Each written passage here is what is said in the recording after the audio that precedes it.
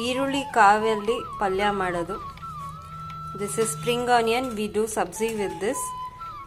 Ingredients for this: spring onion finely chopped, washed and finely chopped. ಈರುಳ್ಳಿ ಕಾವು ಅದು ಹೂವಿನ ಅಂಶ ತೆಕ್ಕೊಂಡು ತೊಳ್ಕೊಂಡು ಹೆಚ್ಕೊಂಡಿರೋದು. ಕೊಬ್ಬರಿನ, ಕಾಯಿ ತುರಿ, freshly grated coconut. This is fried ಚೆನ್ನಾಗ್ರಾಮ್, ಹುರ್ಗಡ್ಲೆ, ಕರಿಬೇವು, ಕರಿ ಲೀಫ್, ಸ್ವಲ್ಪ ಬ್ಯಾಡ್ಗಿ ಮತ್ತು ಸ್ವಲ್ಪ ಗುಂಟೂರು ಮೆಣಸಿನ್ಕಾಯಿ. This is Guntur and Badgi red chilies, hing or asafoetida. These will all be grinded and added, made a powder and then added. ಇದನ್ನೆಲ್ಲ ರುಬ್ಕೊಂಡು ಪುಡಿ ಮಾಡಿಕೊಂಡು ಪಲ್ಯಕ್ಕೆ ಸೇರಿಸ್ಕೊಳ್ಳುತ್ತೆ. In a thick bottom pan, add some oil. ಇದು ದಪ್ಪ ತಳ ಬಾಣಲೆಯಲ್ಲಿ ಸ್ವಲ್ಪ ಎಣ್ಣೆ ಹಾಕೊಳ್ಳಿ. ಎಣ್ಣೆ ಕಾದ ನಂತರ ಸಾಸಿವೆ ಹಾಕಿ ಅದು ಚಿಟ್ಗುಟ್ಲಿ. ಕಡಲೆಬೇಳೆ, ಉದ್ದಿನಬೇಳೆ ಹಾಕಿ. To the heated oil add mustard seed, let it splutter and then add chana dal and urad dal. Fry a little. ಸ್ವಲ್ಪ ಹುರಿದ ನಂತರ ಕರಿಬೇವು ಹಾಕಿ.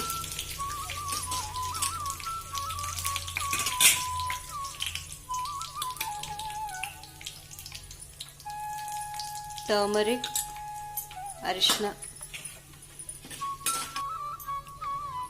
Hing can be added to the tadka itself. ಹಿಂಗು ಇದಕ್ಕೆ ಒಗ್ಗರಣೆಗೆ ಹಾಕೊಳ್ಳಿ, ರುಬ್ಬೋದ್ರ ಬದಲು. ಈರುಳ್ಳಿ ಕಾವು, spring onion,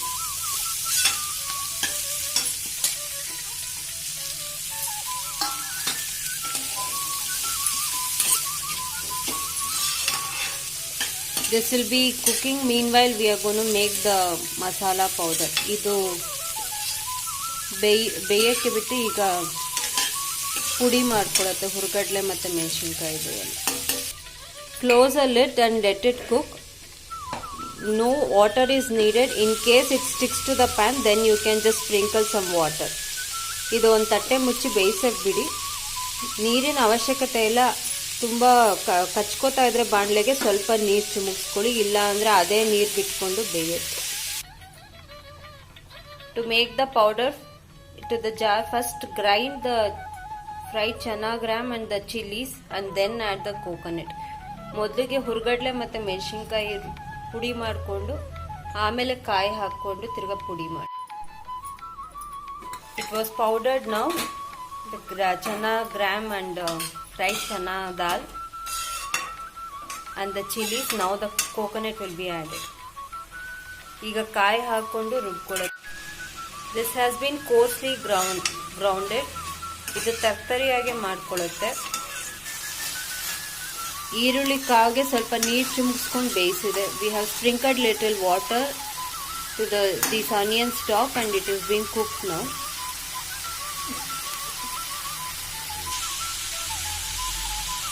This has been cooking for almost 5 minutes now. 3/4 done, and now the salt and little bit of sugar will be added. ಇದು ಮುಕ್ಕಾಲು ಭಾಗ ಬೆಂದ ನಂತರ ಉಪ್ಪು ಮತ್ತು ಸಕ್ಕರೆ ಹಾಕ್ಕೊಳ್ಳಿ. ಸ್ವಲ್ಪ ಸಕ್ಕರೆ ಬೇಕಿದ್ದಲ್ಲಿ, sugar is optional.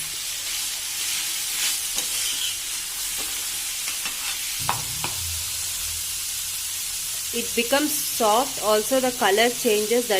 That is when it is done. ಇದು ಬಣ್ಣ ಚೇಂಜ್ ಆಗುತ್ತೆ, ಬದಲಾಗುತ್ತೆ, ಹಾಗೆ ಮೆತ್ತಗೂ ಆಗುತ್ತೆ. ಆವಾಗ ಇದು ಬೆಂದಿದೆ ಅಂತ. Add this grounded powder.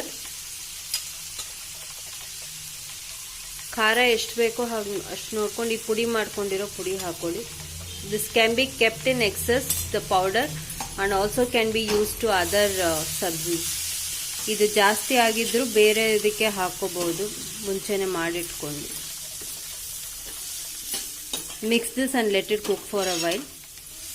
ಇದನ್ನ ಬೆರೆಸ್ಕೊಂಡು ಸ್ವಲ್ಪ ಹೊತ್ತು ಬೇಯಕ್ಕೆ.